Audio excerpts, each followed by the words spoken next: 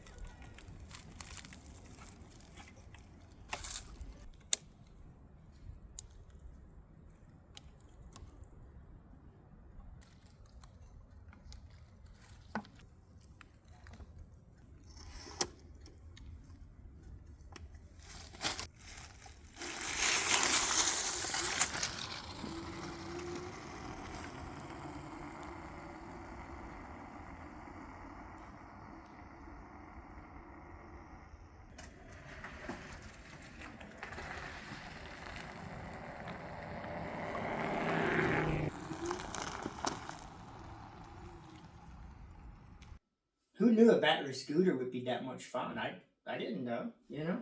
Just didn't know. Actually, a friend of mine has one of these.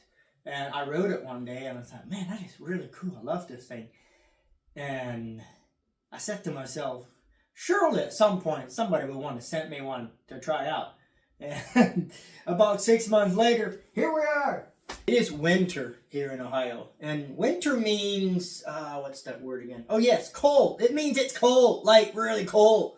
So that's why I'm in my office doing this, because it's just too cold to do it out, and it's windy, and it's crazy. I don't like being cold. I like being warm, right? I like being warm. So a little bit of details about this battery scooter called the IX5S.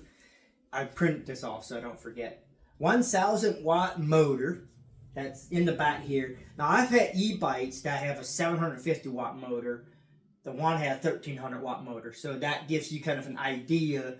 This thing compared to a bike, a 1,000 watt motor is even a little bigger than some of the e-bikes might have. 4-speed mode.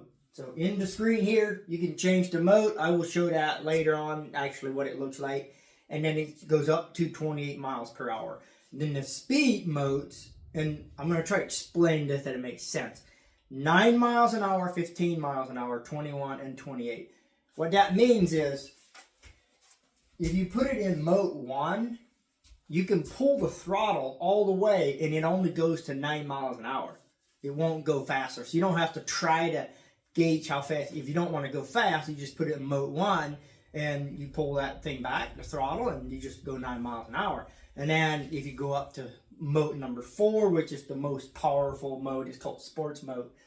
Like my pickup truck has sports mode in it. So I put it to sports mode, I hit that gas, and boom, off we go. It just gives it more power. That is where you need to be at if you want to go 28 miles an hour. I also want to say that to get to 28 miles an hour, it does depend on if you're going uphill, downhill, into grass, or on a blacktop. And probably if you weigh 500 pounds or 150 pounds, makes a difference. It has the 11-inch off-road tires. These tires here in the video probably don't look that tall, but they're 11 inches. So this thing sits probably at least 15 inches off the ground from right here. You're probably looking about 14, 15 inches off the ground. So it's not a teeny tiny little thing. 11-inch off-road tires. Off-road means they have good grip on them. They're not smooth. They have good grip. And I rode it around the grass out here, and it'll go right through the grass, no problem. It has springs back here, so suspension. You can adjust that based on how hard you want the spring to be. In the front here, where are the suspensions? Right here. It has the little suspensions and the wheel right here in the front. So you have front suspension and rear suspension. So full suspension. I know for me, if you're running through grass, anywhere off-road, that is what you want.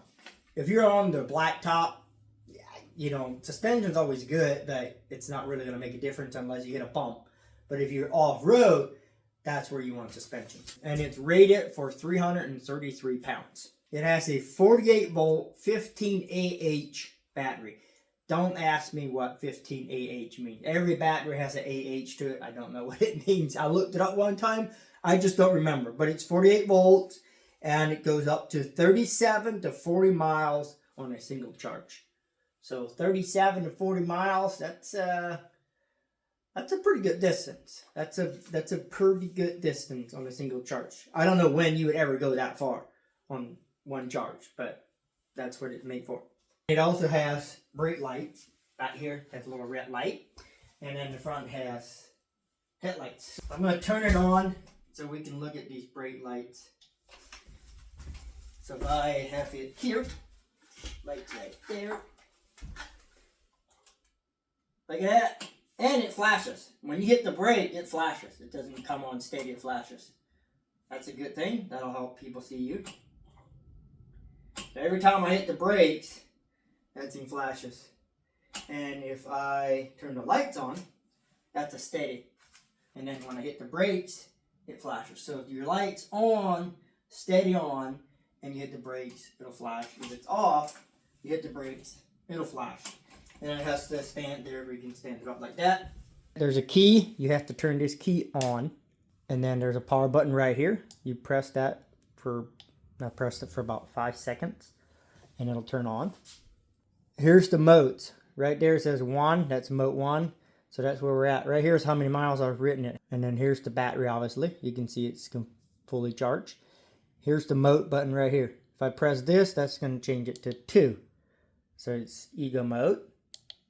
3, that's normal. And then 4 is sports mode. That is where you get more power and you go faster. You take off faster. And then right here's the throttle. So this thing right here, whoops, I can't pull it because I'm inside here. But this is the throttle that you pull back that's going to make it go. And then the brakes, right here is a brake. Both sides have a brake. And then it has a horn. That's pretty loud. Well, that's loud. And then light switch. Here you have on. That puts your headlights on. So you got 2 headlights in the front here. And that rear tail light is on too. Now, when you take the light switch and you turn it off, back on, they flash. So after turning it off and on 2 times,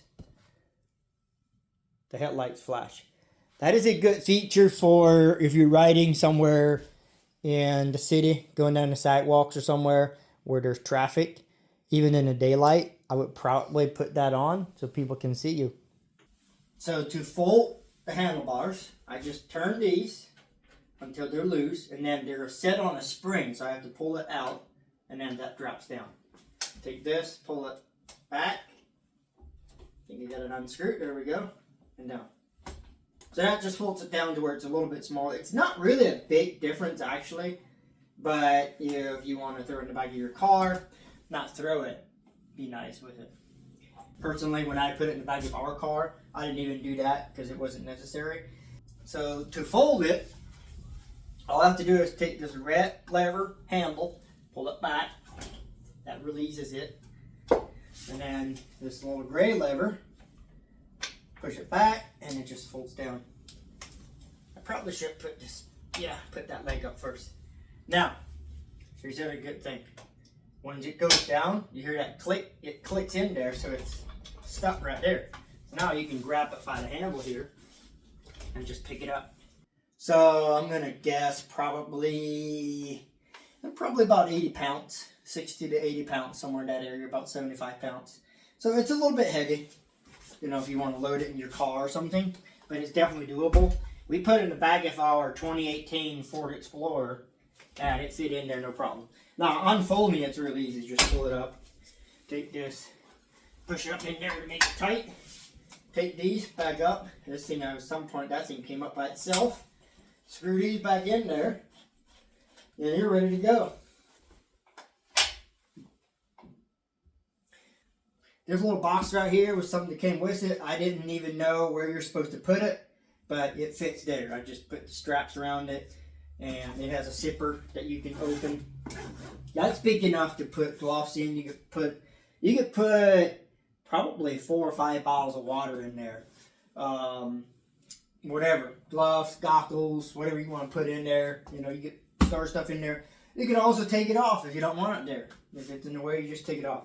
So there it is. That's the iScooter.